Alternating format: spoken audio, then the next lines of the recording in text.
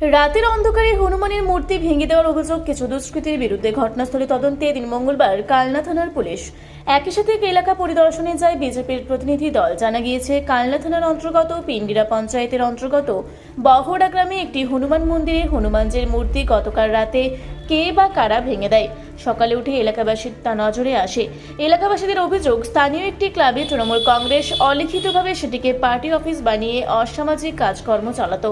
গ্রামবাসীদেরও ক্লাবে ঢোকার সেইভাবে অধিকার ছিল না এবং সেখানে স্থানীয় তৃণমূল নেতৃত্ব আবাসের ঘর করার জন্য মুর্শিদাবাদ থেকে দুই মিস্ত্রিকে ডেকে নিয়ে এসে সেই ক্লাব ঘরের পাশে একটি ঘর করে দিয়ে তাদের আশ্রয় দিয়েছে বলেও অভিযোগ তুলেছেন তারা।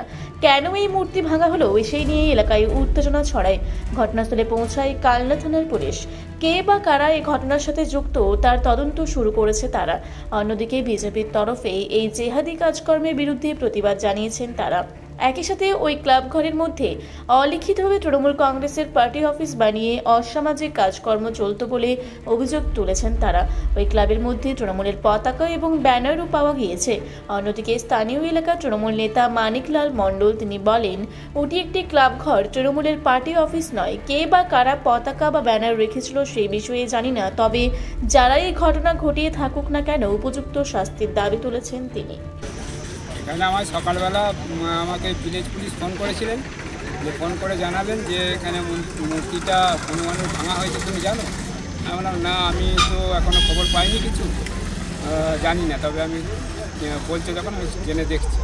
তো বললো বলে আমি আর জানলাম, হ্যাঁ বললো ভেঙেছে। এবার রাতের অন্ধকারে কে ভেঙেছে, রাত্রিরে ভেঙেছে, সেটা আমি আর কি করে বলি বলুন। আমি এইখানে পুলিশ এসছে কেন, কি কারণে?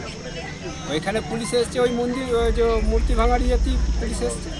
আচ্ছা, এখানে এই ক্লাব ঘরে কি কারণে এসছে সবাই? আপনিও এসছে? ক্লাব ঘরে যে ওনারা বললেন একটা ক্লাব ঘর আছে, আমি ক্লাব ঘরে নিয়ে এলাম। ক্লাব ঘরটা দুটো মিস্ত্রি থাকে, ওই মিস্ত্রিদের যে ওনারা বললেন না, মিস্ত্রিদের যে ওখানে থাকা চলবে না, এইটুকুই বলেছেন। না, ঠিক আছে, এটা মেনে নিলাম। গ্রামবাসীরা বলছে এইটা অলিখিত তৃণমূলের কার্যালয় এবং সেখানে কিছু পোস্টার এবং ব্যানার পাওয়া গেছে, আপনিও দেখলেন, এই বিষয়ে কি বলবেন? হতে পারে, কোনোদিন একদিন ব্যানার হয়তো ছিল, সেই ব্যানার যে কিন্তু অলিখিত একবারে নয়। ওরা সব দলের মানুষই এখানে থাকে, আসে, কিন্তু তৃণমূল পার্টি অফিস বলে কিছু না, আপনি দেখছেন তো রয়েছে। হ্যাঁ, ওর ভেতর থেকে কিছু তৃণমূলের স্টিকার, পোস্টার এগুলো পাওয়া গেছে আমি অস্বীকার করব না, এবং মদের বোতলও পাওয়া গেছে। এখানে দুষ্কৃতি কার্যকলাপ হয় এটা বলছে এলাকাবাসী, কি বলবো? না, ওটা হয় না কো, আমি ও বিষয়ে অতটা আমি বলতে পারবো না, জানিও না। আচ্ছা, এখানে মানে আপনি তো এখানকার স্থানীয় তৃণমূল নেতা, তাই এখানে এই ধরনের কার্যকলাপ হতো আপনি কি জানতেন না? না, আমি জানি না, আমার কাছে ওরকম কোনো খবর। কিন্তু আপনি কি দেখলেন এসে? দেখলাম ওই পতাকা দু একটা বেরোলো। আর কি পোস্টার ছিল? পোস্টার একটা ছিল। তা এইখানে আপনার হচ্ছে যারা মিস্ত্রিরা কার মানে হিসেবে কে এখানে তাদের দিয়েছে থাকবে? পাশে একটা ঘর হয়েছে কমিউনিটি হলের পাশে, সেই ঘরটা ওরা করেছে। ওদের মজুরি বাবদ আমরা কদিন বলেছিলাম যে থাকুক, থেকে ওদের পয়সাটা ওরা শোধ করে দেবে। মানে কবে থেকে রয়েছে এরা? রয়েছে মাস দুয়েক হবে তো। মানে ভোটের আগে থাকতে? ভোটের আগে কি আছে। তাই এরকম কি প্রত্যেকটা গ্রামে কি আপনাদের এরকম লোক আসে নাকি বাইরে থেকে এসে?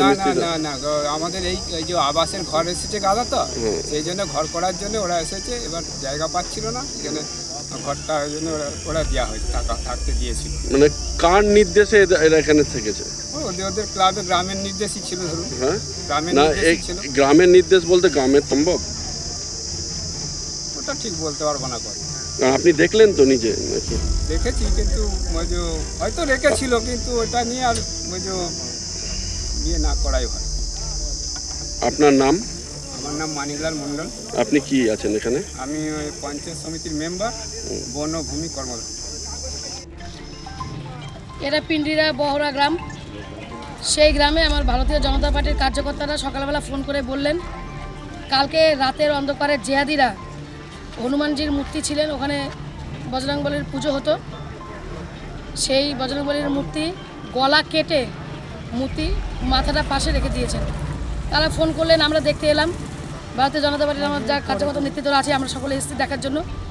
এসে দেখি থানা দাঁড়িয়ে থেকে সেই মূর্তিকে জলে বিসর্জন দিতে বলেছেন। হিন্দু সনাতন ধর্মের ওপর আঘাত হয়েছে, আর প্রশাসন আমাদের সেই বজরংবলীর মূর্তিটাকে জলে ভাসিয়ে দিতে বললেন, গঙ্গায় ভাসিয়ে দিতে বললেন। যখন আমরা পরিদর্শনে আসলাম, আসার পর গ্রামবাসীরা, কোনো ভারতীয় জনতা পার্টির কার্যকর্তারা নয়, গ্রামবাসীরা বলছেন যে সামনে একটা ক্লাব আছে, সেই ক্লাবটা হচ্ছে পঞ্চায়েত সমিতির কর্মাধ্যক্ষ। আমরা সর্বপ্রথম তার বাড়িতে গেলাম।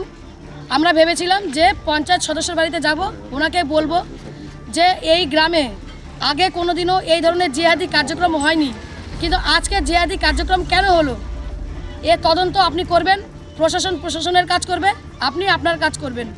তখন বললেন যে উনি অসুস্থ, ওনার এই গ্রামের কাজকর্ম দেখেন মানিক মণ্ডল। তো আমরা ওনার বাড়িতে গেলাম যে দাদা আপনি দায়িত্বে আছেন, আপনি দেখুন এই কার্যক্রমগুলো কে করলো।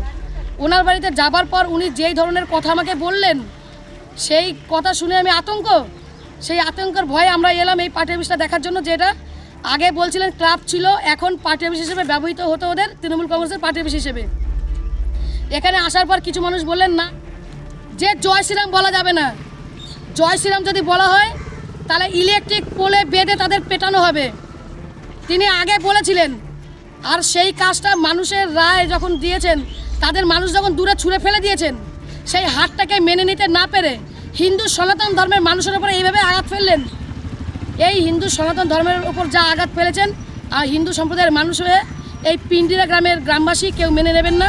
তাই তারা আজকে সবাই একত্রিত হয়েছেন এবং বলেছেন যে এই ক্লাব আমাদের ক্লাব, আদিবাসী সম্প্রদায়ের মানুষদের ক্লাব, এই ক্লাবে আমরা আসব, শান্তি শৃঙ্খলা বজায় থাকবে, কোনো মদ্যপান হবে না, কোনো পার্টি অফিস হবে না। আমরা সহমত পোষণ করেছি, আমরা আইসিকে ডেকেছি। এই পাড়ার ক্লাব, এই পাড়ার মা বোন ভাইয়েরা যারা আছে তারাই ব্যবহার করবে, তাদের ঢাংসা মাদল থাকবে, তারা আনন্দ উৎসব পালন করবে, তারা তাদের মতো করে উৎসব উদযাপন করবে, এই কথা বলেছেন।